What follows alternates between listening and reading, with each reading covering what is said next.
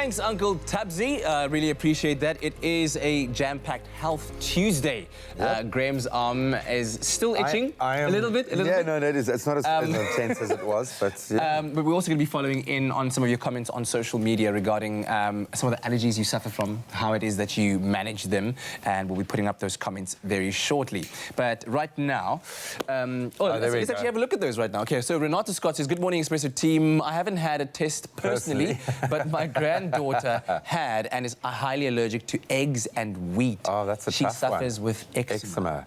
So that's a tough one, eh? Is that one of the more common ones you get? Yeah, so that's a very common story, especially for kids. So with allergic disease, we see this progression tends to be children often affected with what we call infantile eczema, and that may go hand in hand with food allergies, egg and wheat common. Yeah. Fortunately, both of those were likely to be outgrown as they all get older, and then hay fever, asthma, those kinds of diseases. And just wonder, by the way, if you're wondering who these two wonderful people are, Professor John Peter, head of the UCT Lung Institute's Allergy Unit, and we've also got Alicia McIntosh, Allergy and Immunology Portfolio Manager at PHARMA Dynamics. Another comment coming in from Tara Catherine Peterson says, "I've never been for an allergy test, but I know I'm allergic to bananas." Bananas? What? Can't eat more than one in a week. It's depressing because I love bananas. I mean, everybody loves bananas. Talk to me about that. Tara.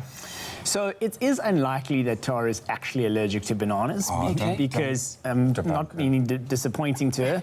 But the thing about allergies is even one would give you symptoms, right? So food allergies in particular, even a small amount, if you're truly allergic, will tend to generate symptoms. So is that more like a gastric issue that Maybe, you might have? yeah. So you can be, with foods, you can be intolerant for a number of reasons. Yes. They can cause GLT. Doesn't necessarily mean allergy. Okay, all right. So, what we okay, have so going on take in us Graham's go back to the beginning of the test here. You've you started by drawing 4 lines to create the playground. And now what have you done? Well, we don't want to get the allergens mixed up, right? So we clearly kind of label the allergens, and then we've put this one here, which is the histamine. That's the positive, and you can see already how it's formed a nice wheel there. Nice little welt. And the important thing is we did this a little bit earlier because it takes about 10 to 15 minutes to start to see a result, right?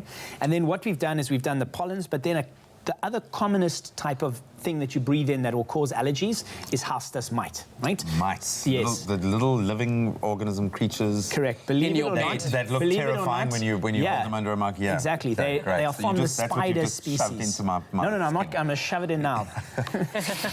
Man, you enjoy this work far too much, Prof. I you really do. You are the mastermind. Now I'm beginning to understand the title.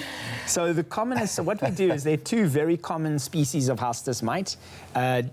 Tyrannicinus and Farinase. So here what we do is we take a small amount of a drop there like that, and we put it on the skin. What's in that drop? It's a million proteins, or so. Proteins. Dust mites, I'm thinking. It's just the proteins. The proteins from of the dust mite. So you had to get like 1 million dust mites and it's called extract. Exactly, it's called an extract. That's exactly right. Yeah. So it's an extract. How many dust mites had to die so that you could do this?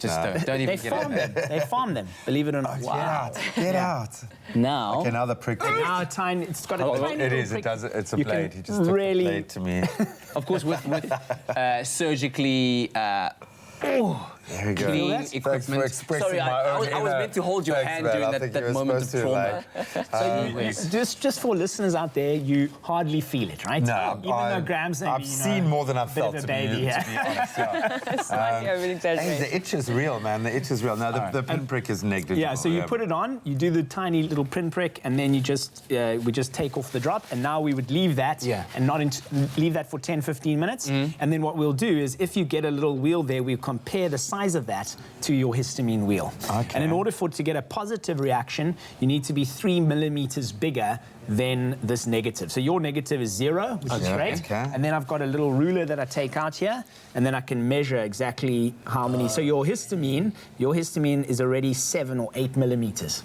Right, so basically any 3 or 4 millimeter there would consider a positive. Okay. Yeah, so that's how it works. Having discussed what we did earlier on, Alicia, and about not just the increase in pollen, but the effectiveness of that pollen to carry larger molecules of the protein that would then make them even more allergenic, would you suggest that people retest that have tested positive before, and those that maybe have never tested positive before because now they have larger exposure to those proteins? I think, like I was saying, as we age, our immune system weakens, that kind of thing. So it's really important to get retested.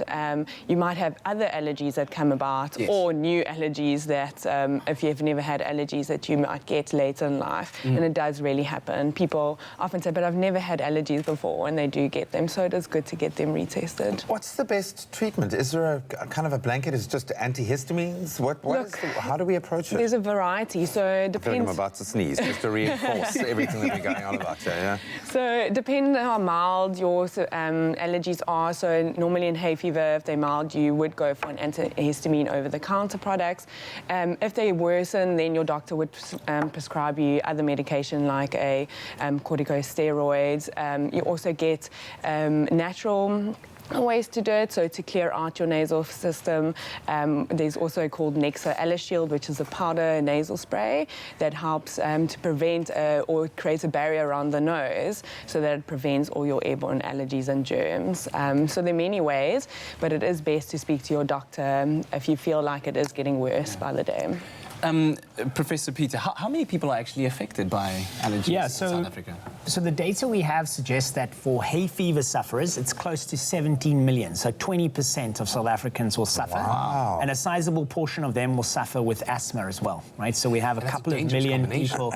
Yeah, so asthma is the one that's more life-threatening. Obviously, allergic rhinitis is really morbid in that it causes you to miss work or feel sick the whole time. So it's also more of a burden, but fortunately not life-threatening. Not like asthma. So I know we've only had one real reaction that I can see or feel. So what would you read from our results? That I'm cool? So at the moment, so I'm safe. So at the moment, the pollens definitely are negative for you. So it doesn't appear that you have seasonal allergies. Similarly, we talk, cats also have come up negative, so that's all reassuring. But I wouldn't be surprised if you've had house dust mites because they are kind of all year round. So that may be common. What we've left off here for a bigger panel is we would look at things like molds. So quite common in the Cape, we'll see mold allergies.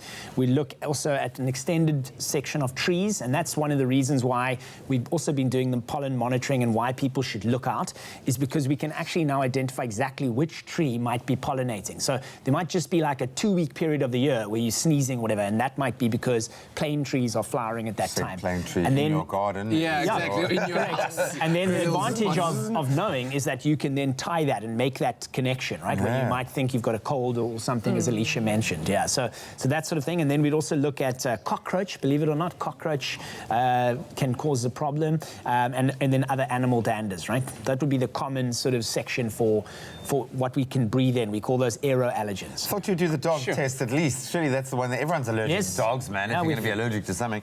Dogs at home, you all right? Yeah, I'm fine with dogs. I'm fine with mites. I'm cool, man. Thank you. That was really interesting. Really interesting and mildly irritating. Thank you very much. Just mildly irritating. So if you do suffer from airborne allergies, it's worth seeing a healthcare professional to fully understand which allergens trigger you and what your treatment options are. And you can also visit pollencount.co.za to view the pollen count in your area and to also donate to the pollen monitoring campaign. I'm having like a whole psychosomatic reaction here, I think. You're okay. You're okay. I don't know if I am. I don't know. I feel like I'm about to sneeze. I got my EpiPen ready to go. Just I do actually have my EpiPen. PHARMA Dynamics. Effective, affordable healthcare.